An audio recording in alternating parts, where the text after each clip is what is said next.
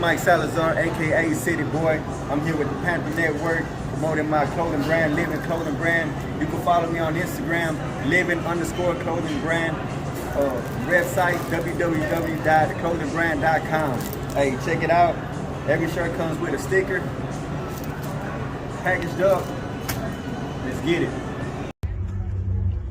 Gordon Brown here with Cajun Brown Catering, located at 3903 Fulton Street. We put our Cajun spin on everything. Please come out and support. I'm a Jeff Davis alumni, class of 01. Please come out and support Cajun Brown Catering. I'm Jay Harris at the Block Barbershop located on Lockwood and Salina, 3536 Lockwood. You can hit me up, King of Battle 713 on Instagram. Welcome, Panther fans, to the Coach Porter Show. I'm your host, the businessman, Nick Harris. And the individual here in front of us, you all know him, Coach Mike Porter, Northside Jeff Davis High School head football coach and athletic coordinator. How's it going, Coach? Not bad. Homecoming week. I wanted to start up by going over the Wall Trip game the other week before the bye week. Can you give us a summary of what happened in that game? Bad. We just played bad. I mean, there's no summary. We just played bad. They're a much improved team. They're where we hope to be in about 2 years. We didn't connect on anything. We played poorly on offense. It wasn't a whole lot to take out of it. I mean, we know we played bad, and the kids tried to fix that this week with a good week of practice, even with it being homecoming week, and we actually had 2 days of no school on Tuesday and Wednesday, but our attendance was very good for those days that we were off from school. So that game, we didn't play well, and we thought we had a good game plan going in.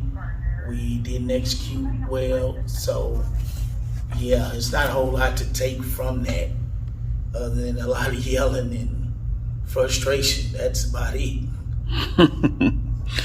Okay, Coach, during the bye week and this week, you said it had a good week of practice. So, how are the guys taking having a week off, and then this week, how are their spirits? How do they feel about this upcoming game against the Wisdom Generals? Oh, the kids did a good job, man. I mean, they came in and they worked just like we had a game that week. And, I told them at the end of the week, I was giving them Friday off, and they were like, why? And whatever, because I was like, that's when you would play. But, no, they came in, they worked hard, they watched film, they sat attentively and watched film. And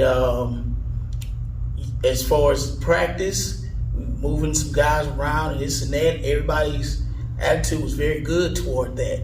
So they're being resilient despite everything that's going on around them. So I'm very proud of them for that, because they are committed and they are resilient. So that's a very good trait. I mean, we're just trying to get ready. Homecoming week is always a lot of extracurricular stuff and this and that.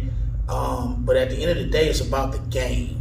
And that's what I told them, that all this stuff is fine and it's great, and I hope you enjoy it, but it's about the game. It's about the game. So, tomorrow, starting the day, we hope to have an excellent day, tune-up practice today, and then tomorrow, it's a lot of stuff going on during the day. I mean, some of the activities, they didn't do it when we were in school. We didn't do the little video we call it a lip dub, where they actually film all the way while you're in the hall and people just are out. It's really cool the way they do that. And they start off with the football team. We started off.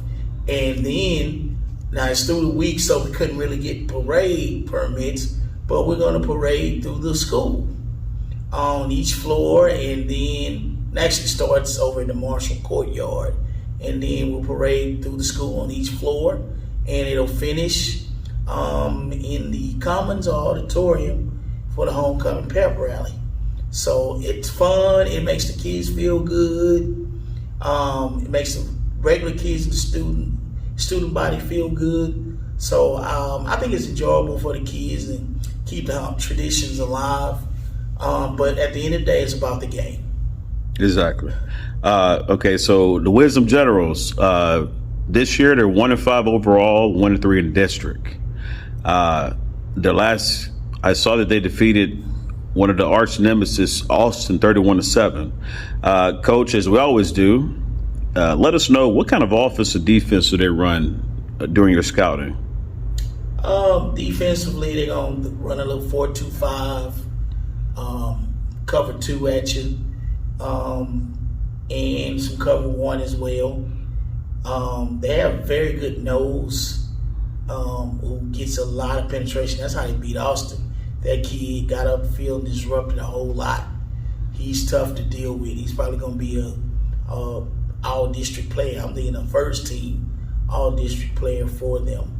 Offensively, they do 2 things. They like to get in a I formation, and when they do, the kid runs downhill. They have a tough little running back, number 21. He runs downhill. He's fast. You let him get going, man, he can hurt you.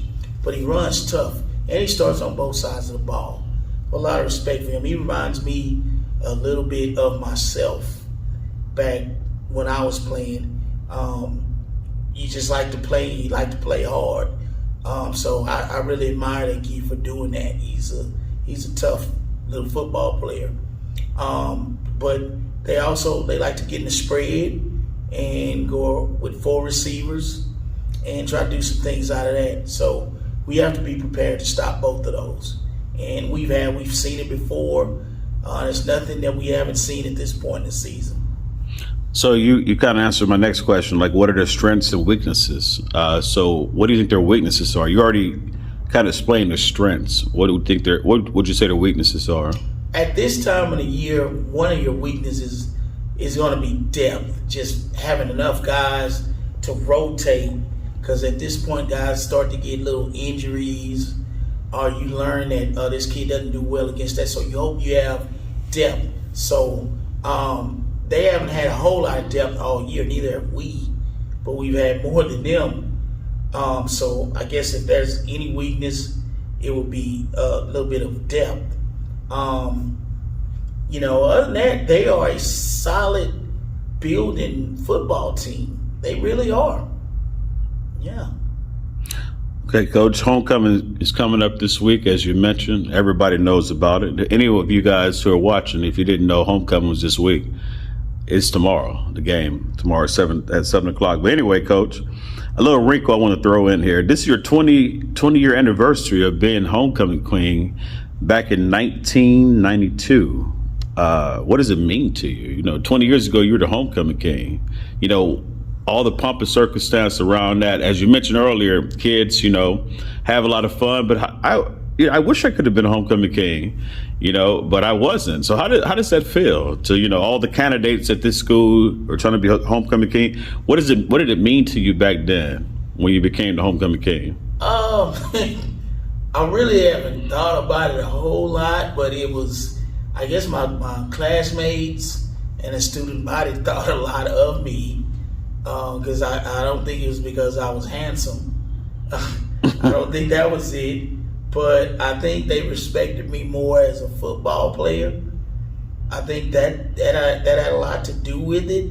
It is kind of cool walking around, and I always mess with some of the kids running down and tell them that I was a homecoming king and they can't believe it, whatever. But I feel like that homecoming king is one of those titles you can always remember.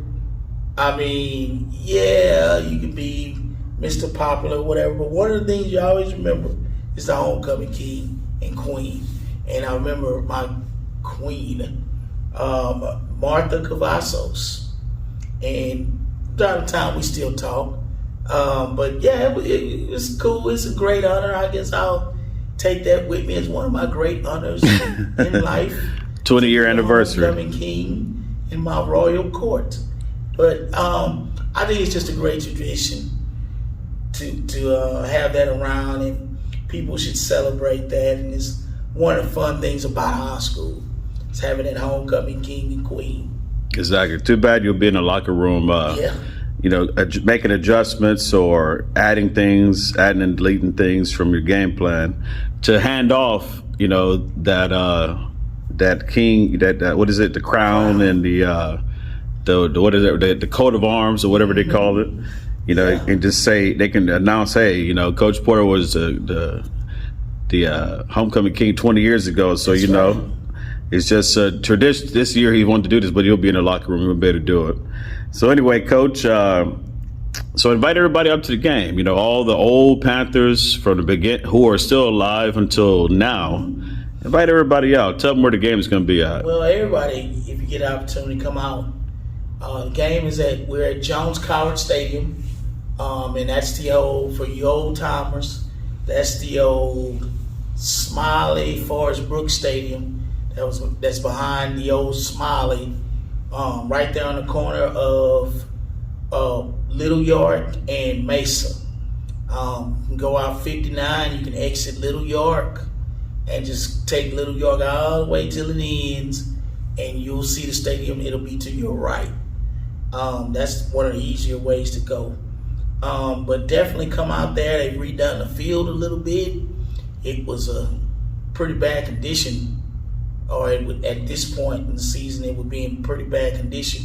They resodded and returfed that field. It looks pretty good. We played on it once already, so looking forward to getting back out there, and hopefully it'll bring us some luck being out there. But come on out to the game, see your old friends and your old classmates, and reminisce. And I know that on Saturday, I know Davis / Northside classes from 86 through at least 1992. There's a picnic over at Robertson Park. Some people call it Robertson Park. Some people call it Irvington Park. But it's another opportunity to see classmates and friends. But get out there and reminisce, and come see these youngsters play. Yep. Robertson Park, Irvington Park, whatever they want to call it, right there off of Robertson Street and Calvin Cave. You can't miss it, guys. Okay, yeah. So, ladies and gentlemen, come out to the game on tomorrow, Jones College Stadium, Little York and Mesa, Northeast Houston, part of town. Come out and see these Northside Jeff Davis Panthers beat up on the Wisdom Generals. We also want to let you guys know on Saturday, you also have another event going on. The girls volleyball team will be playing at noon at the Pavilion against Carnegie High School. Maybe go check that game out, and then go to the reunion over at Irvington Robertson Park. Anyway, guys, Coach Porter, thank you for taking out the time, as usual, for giving us time to talk about Northside Jeff Davis Panther football and happenings around school. And everyone who's watching, thank you for tuning in. And don't forget, the Panther Network's not only about sports, we give away scholarships, and we're in the community. Thank you guys for tuning in again, and we'll see you at the game.